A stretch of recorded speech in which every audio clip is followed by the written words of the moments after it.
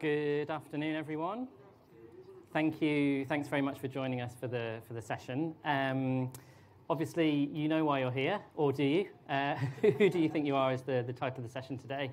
We're going to be talking to you about how you can build an identity for your place using the fantastic example of Newington Big Local.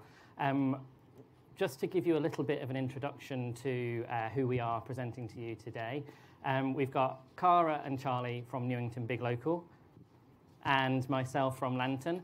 So I'm from a branding agency based in London, and we worked with the guys at Newington Big Local. I think we began back in 2017 working on the place brand for Newington and creating beyond just a logo, a story and a narrative and a strategy for Newington as a place and as a community brand.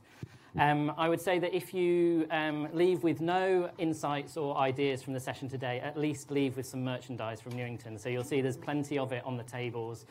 Some of the flyers and wristbands and bags and merchandise and all sorts of things that have been put together over the past few years to help create a sense of pride and instill an understanding within the local community in Newington about everything that the Big Local scheme has to offer. So please we're not going to take any of this away with us, so please take the materials on the table with you when you go. Do you guys want to give a little bit of a background to Newington as a place? Hi, I'm Cara. So Newington's no different from many of your areas, I suppose, but we are actually an estate. It is a local authority estate, predominantly purchased now. But yeah, so you'll see some of our stuff going through, and don't get me wrong, we had a logo. It was just a logo. It wasn't a brand. It wasn't about us. It just wasn't cutting what we wanted. So Newington is, we were wave 3. I don't know if everyone knows the waves, but we were wave 3. And it was a lovely surprise. I'm sure all of you thought that the same. But we're predominantly families as well. So we've got lots of families, large families, not so many single occupancy and things like that. So it was about encouraging our families to get involved. Hi, I'm Charlie, and I work with the LTO. I've been working with Newington and Cara since the beginning. When the Newington Partnership decided that they wanted a new identity, first of all, they just wanted a logo, but they decided that they wanted the story around that, and they wanted an identity that people could take some ownership of. And if I'm honest, it took the partnership a long, long time to settle on working with Lantern. So, like maybe some of your partnerships, really what they wanted to do is they wanted to work with somebody local. They wanted to keep the money local. It's when we were looking at the circulation of capital at the time. I don't know if you remember that. As the LTO, we phoned local designers and agencies and asked them for proposals. We had them come and see us. I think we spent 18 months looking for somebody local, and in the end, just asked Ryan and his team to come down. And we're really, in your areas might be the same. We find that we're quite particular about who we work with. We want people who don't make us feel judged or stupid, who listen to us, who value what we say. And Ryan and his team have been down to Newington more than once. We've been up to their offices in London, and they're a young team, but they just got us. You know, they worked. When I say you work with us, you really you listened to us and you represented what we were saying in a way that we could be proud of. That's great. So, yeah. I mean, to give the agency side of that as well. So we work with a lot of places and destinations and travel and tourism brands around the world. So places from like Estonia, places in Europe, places in the Middle East, Leicester Square, all sorts of places around the country. And those projects are always led by a brand manager or a marketing manager or a marketing team. Newington was the first chance really where we got the opportunity to work on a place and help to define the story of a place, working directly with local residents and the local community. Normally in bigger branding projects for places around the world, you would be dealing with a marketing team who would be interpreting what they think the local community wants rather than directly asking for their advice and their input. So for us, it was a really refreshing approach to creating a place identity as well, because we're working directly with local residents and the local community. There's so much more pride at stake, I think, in the outcome. So much more of a kind of a gut instinct within you guys and working with local residents, because they feel instantly whether the kind of direction you want to take and place, how you want to place the community, they kind of get that instantly. So there's kind of more at stake in a way for us as well as an agency, because we, you know, if we get it wrong with a client, it affects a marketing team and a brand team. But if we get it wrong for a community, it affects the people and the residents and the people who live there, which obviously is hugely significant. But we'd worked with Dover Big Local briefly before working with Newington, so that was kind of how there was a bit of a connection initially. Yeah, I think that about sums up the kind of how the relationship came about. I think the first thing we kind of wanted to talk about as part of the session today is that I think there'll be quite a lot of talk over the course of this weekend about the fact that the Big Local journey is sort of beginning to come to an end. And I think the important thing in terms of defining what your place stands for and the story and narrative of your place and your community is, well, how does that story create a legacy once the Big Local initiative comes to an end? How do you create a platform for additional funding or a platform that can help create a sense of pride in the community that lasts long beyond what Big Local's providing? I don't know if you want to add to that. I think we've probably all been thinking a lot about legacy over the last few years, and in Newington we're no different.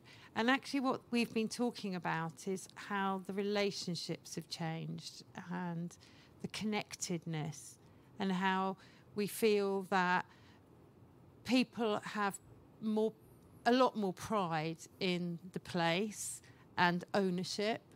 And Cara in particular can give you loads and loads of examples.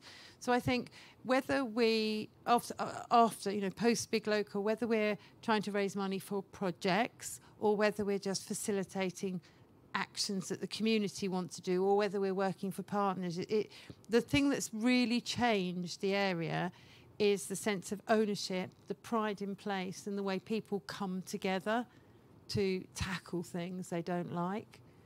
So irrespective of funding and traditional projects, that is what's changed. And I think that the work we did with Ryan and the identity that we've created in the messaging has helped. It's not done it on its own, but I think it's helped because it's simple and it's recognisable. Yeah, I think that's an important thing to say. A logo and a kind of community brand isn't going to solve everything. You need obviously everything else that sits around that, but it's a great way of creating a consistent way to communicate to the community. It gives yourselves an identity that people can get behind. So it's about kind of building on what's already there and just giving it a creative and a visual platform really to go from. I think one of the things that we will come on to talk about in a little bit, but in terms of creating this legacy for beyond Big Local, we actually dropped Big Local, sorry guys, from the name of Newington Big Local and just focused on Newington as a place in the visual identity, because we wanted to create something that when this process was over still stood the test of time for the place. So as much as Big Local is behind it, it was important to create something that actually, when that process is over, still lasts and the community can still stay behind. Can I just say something else? And I think one of the things Big Local's done for almost from the beginning, but not quite, is that when we have new initiatives or new projects, we don't give them new logos or identities, and we don't badge them as something, because we're really conscious that the community are used to people parachuting in, delivering a project, and then going again. So actually we have activities that change, but they all come under that Newington Big Local, the Newington banner. So people don't think that things come and go anymore. Activities just change. And I think that's something we probably learned through at least partly through the process of working with you on the place-based identity. Yeah, and I think that's something to bear in mind in terms of if you're thinking of going through this process at this moment in time, make sure that you create something that lasts beyond when the big local scheme comes to an end. We've spoken briefly about this already, but another key thing I think to bear in mind in terms of branding a place is that it's not really anything like branding a product. There are obviously sort of, you still have an audience that you're speaking to, but you're not necessarily trying to sell something. This is about creating a sense of pride, creating a sense of belonging in a place. It's not about forcing somebody to directly or indirectly to buy something. And I think this comes back, I think, to one of the common challenges we have in place branding, which is just creating a logo to badge something. And you create this logo, you badge it. I would say arguably that in all of the work that we've done for Newington, the logo is a tiny part of everything that you'll see in front of you. You know, it sits in the bottom corner of the communications that you've got in front of you, but the messaging, the colour palette, the kind of attitude of the brand, that's what makes it Newington. The logo does part of that, but if you're going to go through this process, don't think of it like a product that needs to be badged. Think of it as a story and a narrative that you want to create for your community. So let's go on to chat about the story of Newington. So this goes back to 2017, I think, when we started working with the guys at Newington. And I guess the story that we want to tell here is one about Newington transforming from what was described as one of the UK's most least funded and most forgotten neighbourhoods in a government report, to a couple of years later where it was awarded Europe's Best Place brand at something called the Transform Awards, which is a branding award. It beat the likes of Vienna in Austria, King's Cross in London, to win that award. So that was a really sort of special moment for us. So this is the story that we went through really to get to that point. So we mentioned it already, but this was the big local logo that existed before we began working on the project. Do you guys want to sort of talk a little bit about how that came about? So, like maybe some of you, we started with going to the primary school and getting the kids to design something. So we are not putting this down. It's a balloon. Our local kids designed it. And it was fine to begin with. But we did realise quite quickly that it wasn't telling a story, it wasn't flexible. In fact, it was almost impossible to use for almost anything. But we're not dissing the kids' logo, but that is what it was. Yeah, I think, and again, this comes down to the issue of kind of focusing on logo and not the kind of the wider system. So when Newington came to us, there were quite a few sort of challenges that they had that they wanted answering, and a logo in itself can't do that. So firstly, there was just raising awareness within the community that the big local scheme was there, that there was money, you know, in simple terms, there's money for the community to spend how they see fit. And there was a lack of awareness within the community that was available. So one thing we needed to do was raise awareness of that. A good way of doing that is creating a consistent, bold communications platform to be able to do that. So that's why you've got this kind of bright, bold, colourful graphic system that you can see in front of you on the table. So beyond just a logo, it's about telling people that there is financial support available for them to spend how they want. Then we wanted to challenge this sense of abandonment and isolation. So as I said earlier, there was a report that was published that said it was one of the least funded and most forgotten areas of the country. And we'll talk about this in a bit more detail. So as I'm talking through, I would say have a think in your own communities about the negative perceptions of the place and the positive truths that there are there. So for us, there was this negative perception of Newington being a place that felt abandoned, forgotten, and isolated by the local community. So there was no sort of sense of the local authority being there for the residents and the community. And actually, the sort of the beauty of that, if you can call it that, was that actually it gave residents and the community a really strong independent spirit. I mean, the fact that you were one of 150 neighbourhoods in the country that's kind of reached this point, as you guys all are, shows that there's this kind of spirit and determination that sits there beneath that kind of forgotten abandonment and isolation. But the fact that the community felt left behind meant that it brought the community closer together. There was a strong kind of we described it as a bit of an independent spirit and almost like a pirate kind of mentality, where people had just been kind of left to their own devices, and actually it was like, well, we'll make this place what it is to us, and it's not about local involvement. And that was something really special. So it was about trying to challenge that perception of isolation and turn that and say, well, actually, that's one of your biggest strengths, is because that's happened, it's actually brought the community closer together. There's this strong kind of underdog spirit in the neighbourhood, which we wanted to capture through the branding. And then we've touched on this already, but the idea of creating long-term legacy. So beyond big local, how can we use this as a platform to gain additional funding? So I know you've applied for things like Arts Council funding and other funding platforms over the course of the past few years, and having a consistent identity and visual style helps to create credibility, I think, really, in terms of going for that. Anything else missing that you want to mention?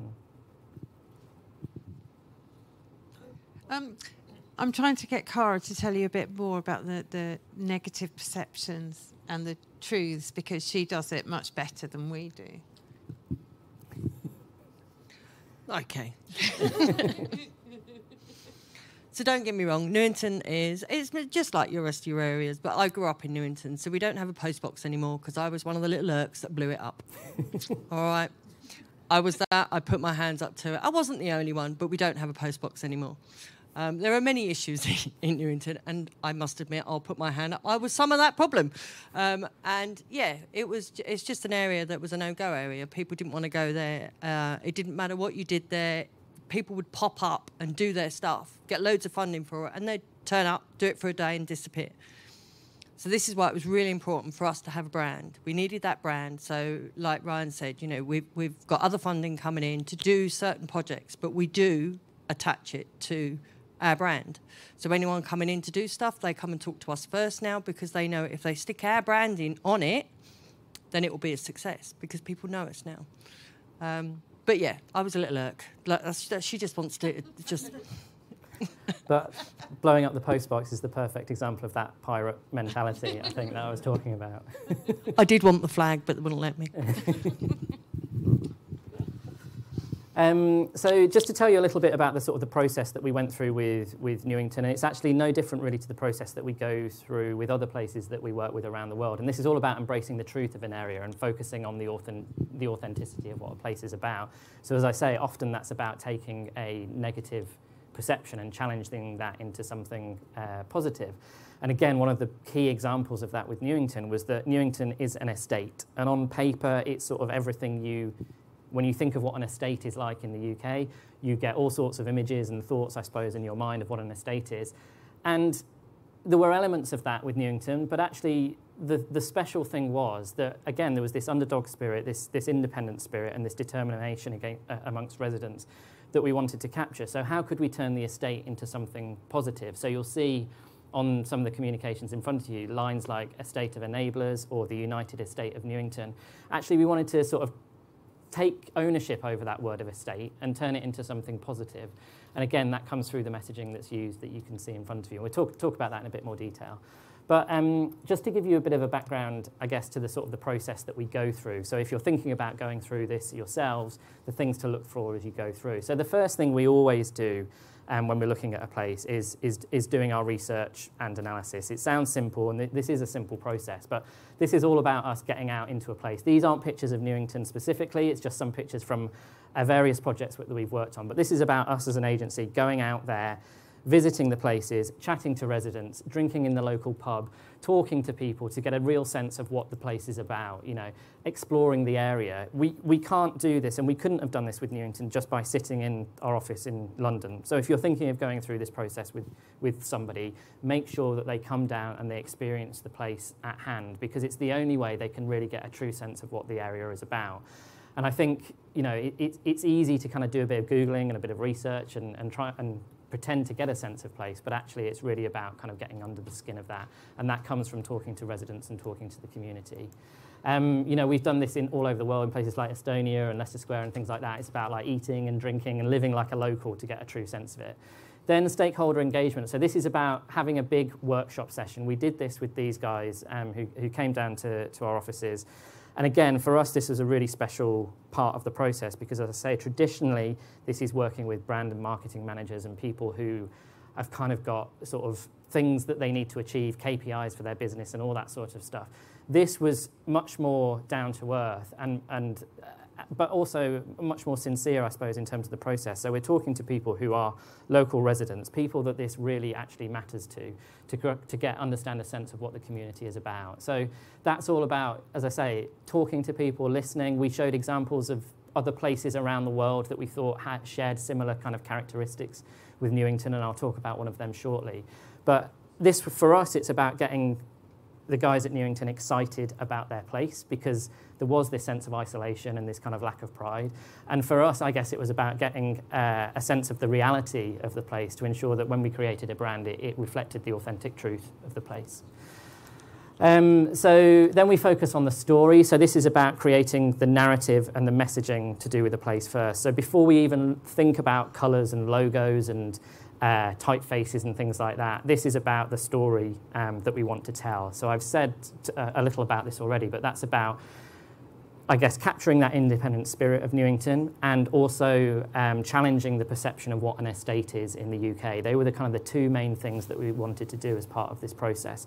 And that comes through the messaging that you can see. And also not being afraid to talk about the fact that actually it was big local investment and ultimately money that was available for people to spend on their local area. Because I think in this country we can sometimes be a little bit coy about money.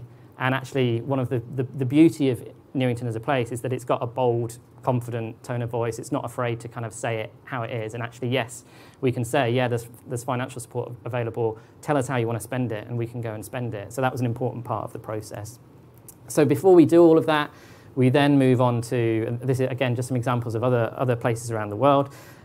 Before we do that, before we get that identity sorted, we get that story in place first. And then when we move on from the brand story, that's when we start to look at visual identity. So again, it's easy to look at this whole process as we've got a logo at the end of it, but really this is about defining what the place stands for and what makes it special, what makes it unique, how we can challenge those negative perceptions and create something positive out of those. They're the key things to remember as part of this process before you get onto the logo side of things. And then when it comes to developing a logo, it's about how can we capture the spirit of that story visually. So you'll see the Newington logo itself is an N, but it's also a flag. So it's meant to reflect this kind of independent pirate spirit of the neighbourhood, quite subtly through the black and white use of colour and the N motif that we've got in the logo. And then you can see in terms of the typography that we use, it's bold, it's kind of to the point, it's confident. The use of colour is very vibrant, so it's eye-catching, so it stands out. There was a test here that we really needed to pass, which was when it's stuck on a notice board in Tesco's, how do we make sure that this piece of communication stands out when everyone's got word art and Microsoft Word documents and things like that over that notice board? How can Newington stand out? So colour was a big way of doing that. And then we help support the guys following on from the brand development in terms of guidance and implementation. So these guys really wanted to be able to take ownership over the brand. So we created templates that they could use in-house. You have apprentice designers who were on board to implement the brand. We created a system that was essentially black and white but could be printed on coloured card. So there weren't kind of high costs in terms of printing. It was an easy system to roll out and implement. And we were on board to sort of support with that, as well as produce things like newspapers and some of the communications that you can see on the tables. So I'd say if you're looking to go through this process as well, have a think about, again, that legacy thing. How will this live beyond when that sort of process has been completed? So the logo we've mentioned, you can see that on screen here. It's a big departure from the kind of balloon motif that you saw earlier on. The red is still one of the dominant colours, so we did use that in the system that we evolved. But you can see there's that kind of pirate mentality in the flag there. And again, the type style here has got a kind of bold confidence to it, which we wanted to use to reflect that independent spirit. And then this is how some of the brand comes together. So we developed things like The Statesman, which is a newspaper that goes out to the 3,000 people who live in Newington. This, I think, is kind of every copy goes every time we produce it. But this keeps people up to date on what's going on in the local area. There's a website where people can submit ideas for how they want to spend the money. It keeps people updated on local events that are happening. There's a tone of voice that you can see on the top there, which captures and challenges this perception of what an estate is.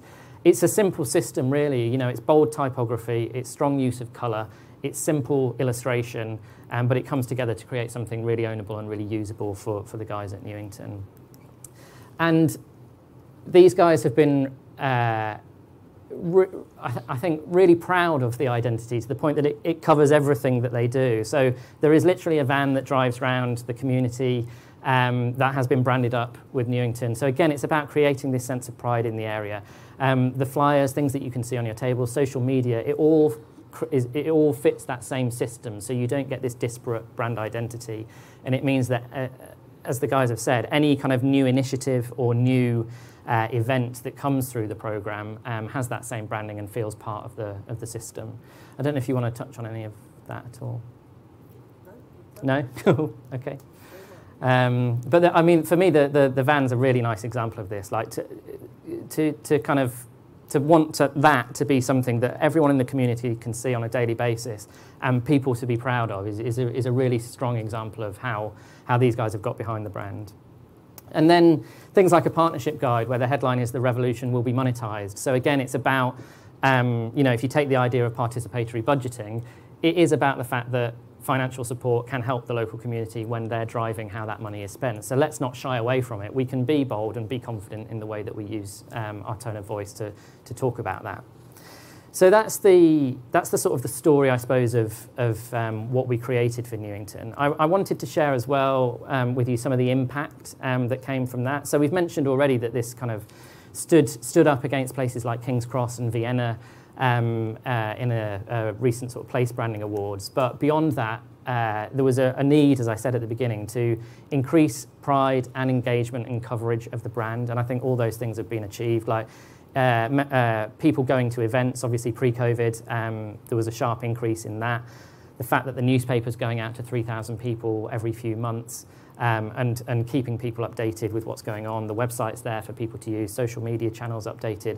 There is just a greater sense of pride and engagement in the local area, and coverage as well in the news as well. And then additional investment. So as we're saying at the beginning about creating legacy beyond Big Local, I mean, do you want to talk about some of the things that have followed on as a result, not just of the brand, but having a sort of platform for the future? I mean, maybe like many of you, we secured quite a lot of money during COVID to support various activities. We secured funding for holiday activities. We're a creative civic change area. We've worked with partners quite a lot, particularly around sort of performance. Even during COVID, we had a doorstep performances and a doorstep pantomime. But I think for us, it's more about the activity than the money, because it's about how Newington brings people together through opportunities. And I think Newington Big Local has put Newington on the map. We have people now who want to work with us, but they come to us first, so we can introduce them to the community, or we can do things with them. Whereas maybe a few years ago, people applied for grant funding because, you know, deprivation statistics are so bad, and then nothing would happen on the ground because nobody would work with them. And I think for us, having the messaging and the identity has helped us stay true to standing with the community and up for the community and, you know, all that stuff. Yeah, great. So that's just some of the ways that that we've seen some impact with that. What I wanted to do next is sort of talk through, this was one of the places that we shared in one of those initial workshops that we had with the guys in Newington. We spoke about Detroit as a place somewhere in the world that, believe it or not, shares some similar challenges maybe with many of the places that are part of the Big Local scheme. And I kind of wanted to share this today I think it's quite easy, I suppose, sometimes to think that the challenges and the perceptions and the issues that we all face in our local communities are kind of, we're alone with that.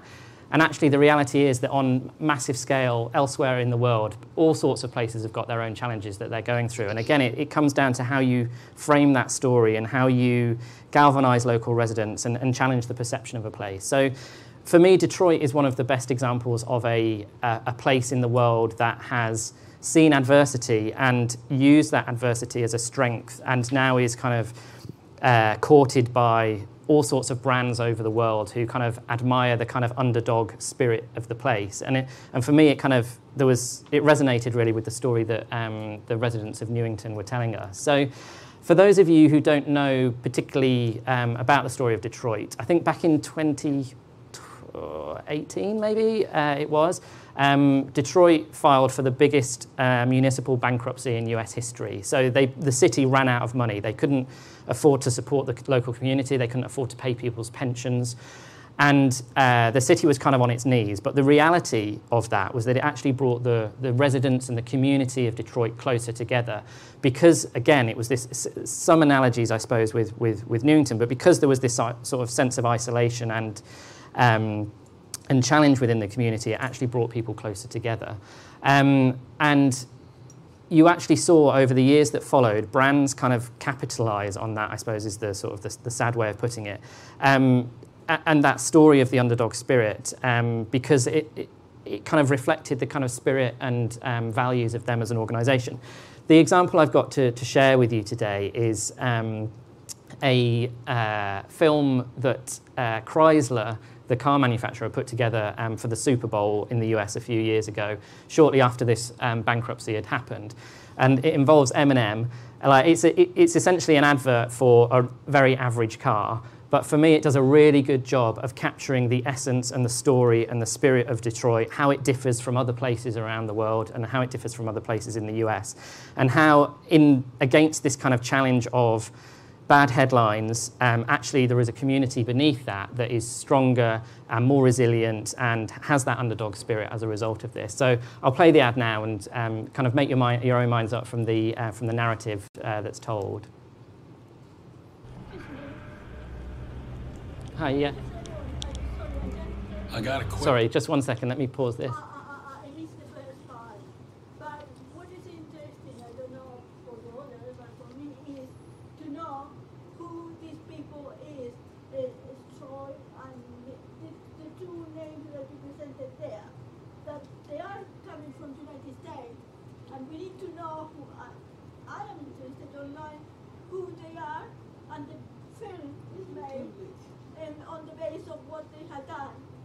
Their community in the United States or in America.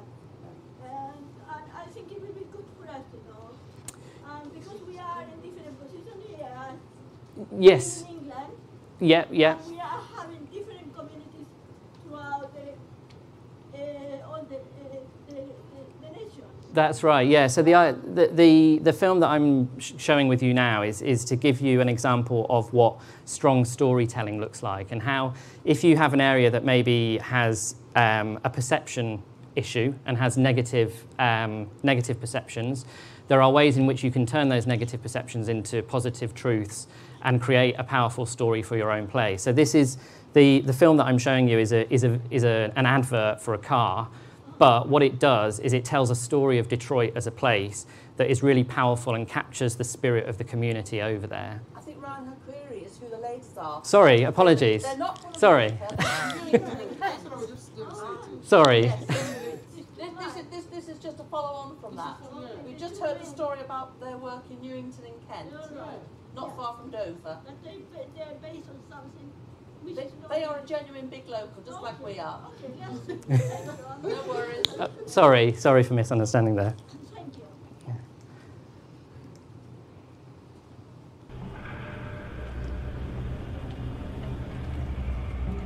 I got a question for you. What does this city know about luxury? Huh? What does a town that's been to hell and back know about the finer things in life? Well, I'll tell you, more than most. You see, it's the hottest fires that make the hardest steel. Add hard work and conviction, and the know-how that runs generations deep in every last one of us. That's who we are. That's our story. Now, it's probably not the one you've been reading in papers, the one being written by folks who've never even been here and don't know what we're capable of. Because when it comes to luxury, it's as much about where it's from as who it's for. Now, we're from America, but this isn't New York City, or the Windy City, or Sin City, and we're certainly no one's Emerald City.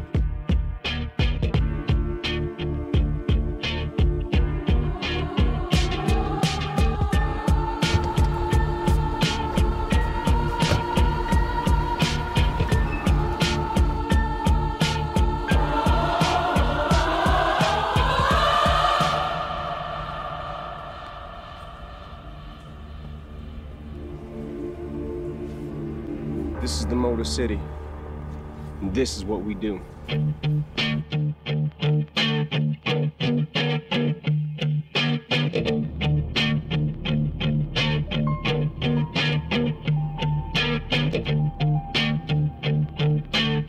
I know it's a bit of an odd example to show because it's an advert for a car, but for us, this did a really good job of capturing that kind of negative perception of Detroit as a place, capturing that spirit of the people and the community in the city. And when we showed that to the guys at Newington, it really resonated with them as an example of how you can create a powerful story for a place by challenging that perception. And that's really beyond creating a logo, as we've said a lot today. This is about creating that narrative of the story. That sort of story is the kind of thing that really does create an emotional connection with place and can create a sense of pride in place. I don't know if you want to talk about when you sort of saw that video. Okay, me again. So, yeah, when we saw that video, when they played us that video, it really did actually hit home with us because no one wants to go to Newington. You don't go to Newington unless you know someone there. You don't go there at night time. You don't walk around Newington. And it's just a no-go area. Even though we've got a town council we all pay into, but we never get anything back from them because they want to look after the seafront and the town, and they don't come to Newington. And that video, well, that advert was... yeah, it just fits with Newington. Don't get me wrong, we haven't got cars like that in Newington. It didn't look like that. And we don't have an M&M either. But it just resonated with us to say that, yes, actually, come to Newington. We want people to come to Newington. We want them to come in and see that, actually, we're a fantastic community. And, yeah, that it just summed Newington up and what people perceive of Newington. So it was a no-brainer.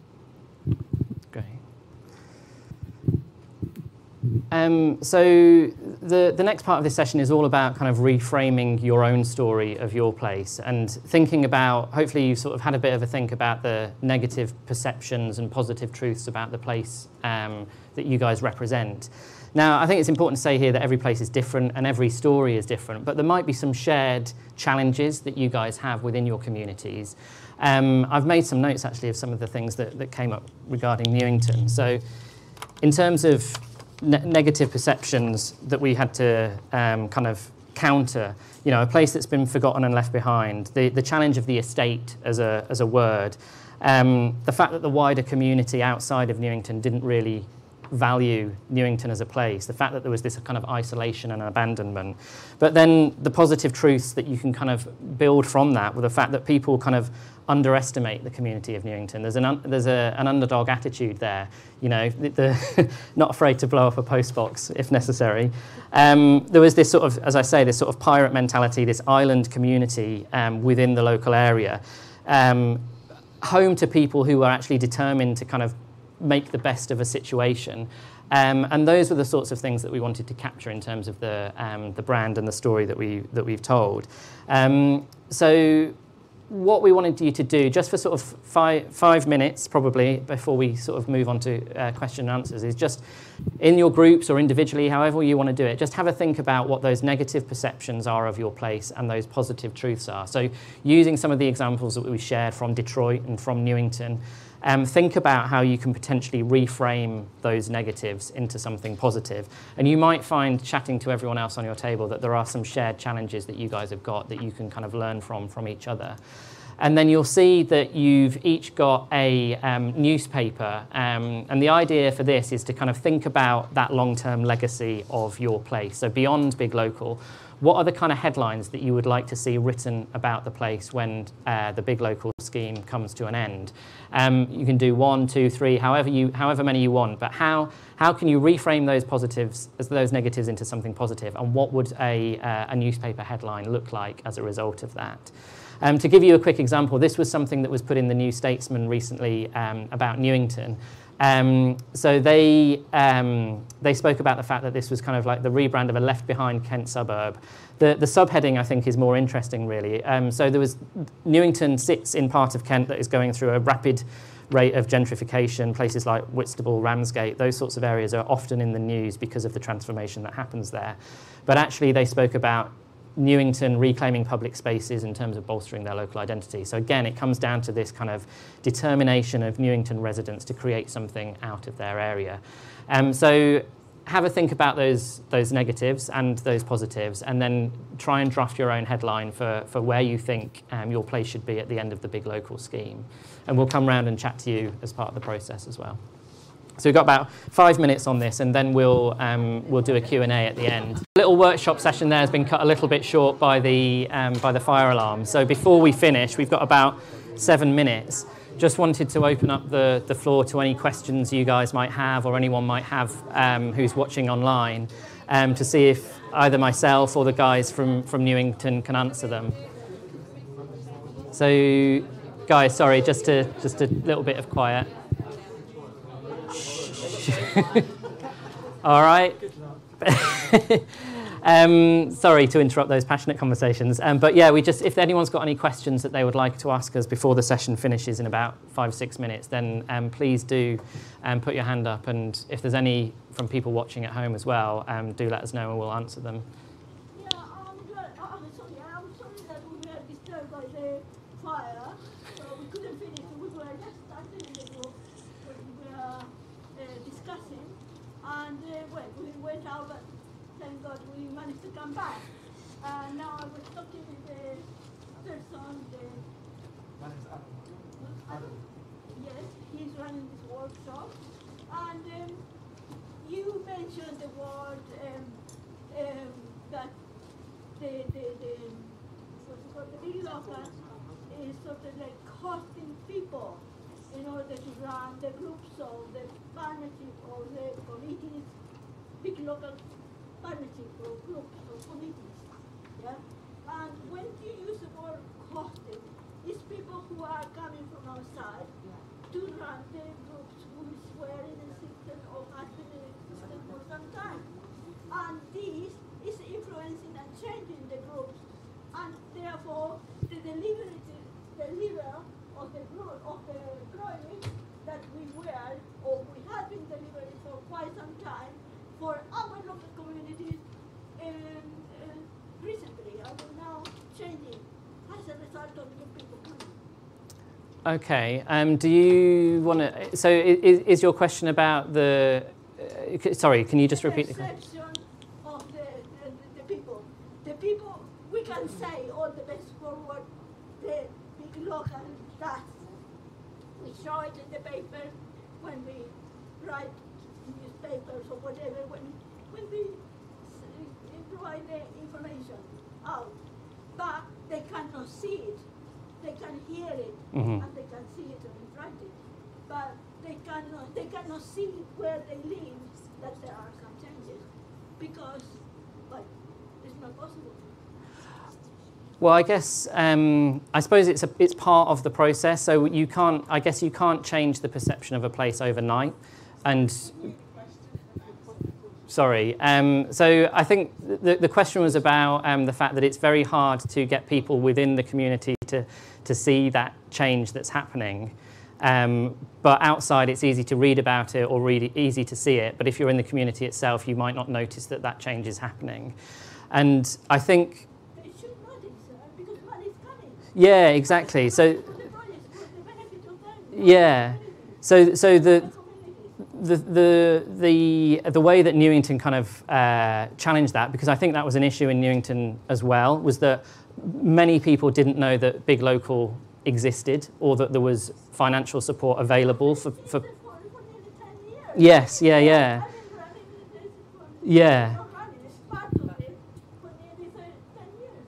Since you guys was a team. Yeah, so My area. so for Newington, that problem was the kind of the catalyst to getting us in to create a brand and a story for the area, to producing the material that could be put out there, so that people within the community could see what was going on. So there was a website where people could submit ideas, so that every household in the community gets a newspaper to see what's happening out there. And I mean, it doesn't happen overnight at all. I mean, we started working with Newington back in 2017, so it's, you know, we're what, 4 years into that process. But it has, I mean, do you want to talk about the impacts and awareness of Big Local? I think every Big Local is different, and as LTO we work with two, and I've worked with several others. And the thing I would say about Newington that's really special is it's a really settled community. If people move into Newington, they don't leave again, unlike a lot of areas that are much more transient. Nevertheless, lots of people have never heard of Newington Big Local. Lots of people have never been to the community centre. Lots of people saw that big yellow tent but didn't bother to come and find out it was a theatre. But lots of people did. And so it's not about trying to reach everybody, and it's never been about that for us. It's been about having an identity where people recognise that you did one thing. You had a coffee morning every week, and then you had an event, and then you had a Halloween party, and then you had something else. And it's all linked by this identity. And I think one of the things that we hadn't really been expecting was that it has made us recognisable outside.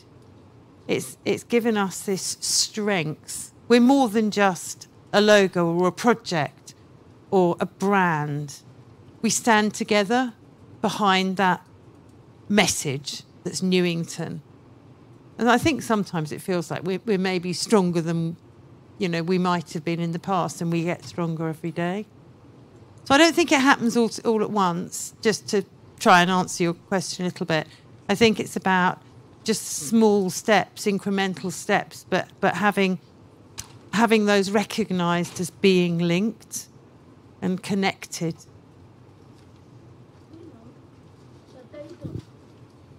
I think we've got time for one more I question. would say that's exactly how we feel about our Big Local. That Big Locals generally cannot possibly expect to touch every single resident in their neighbourhoods or areas, no matter how much you try.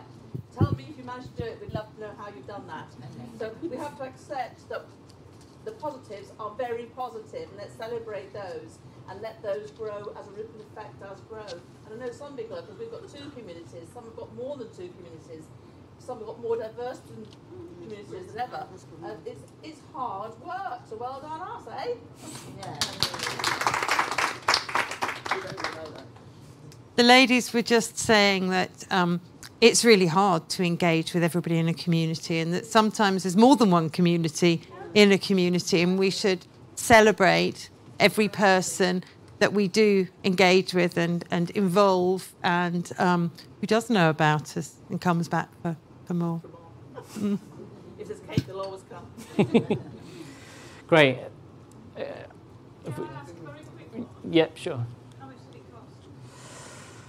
The lady asked how much it cost. And I honestly can't remember. But Ryan Lantern gave us a proposal that was split into pieces and gave us a menu of options. And the main place making, branding and website were sort of together, and that involved a lot of work with us. And that involved the messaging. I think it might have included some of these things. There were extras around. We wanted to do some urban graffiti and things like that we didn't actually end up doing. but there were lots of ideas. So it was like a menu, and I can probably let you know next week.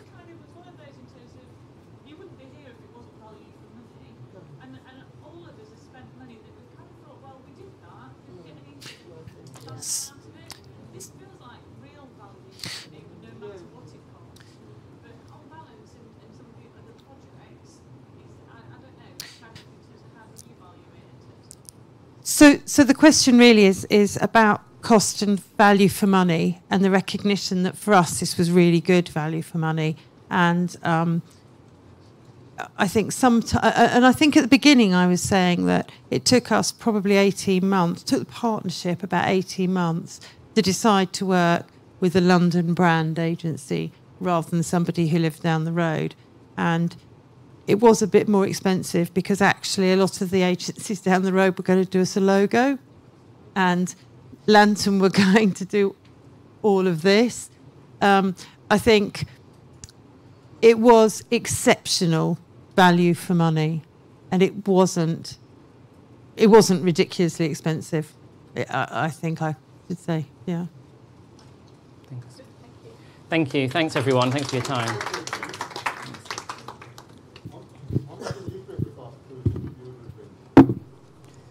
Sorry, I'll come down and...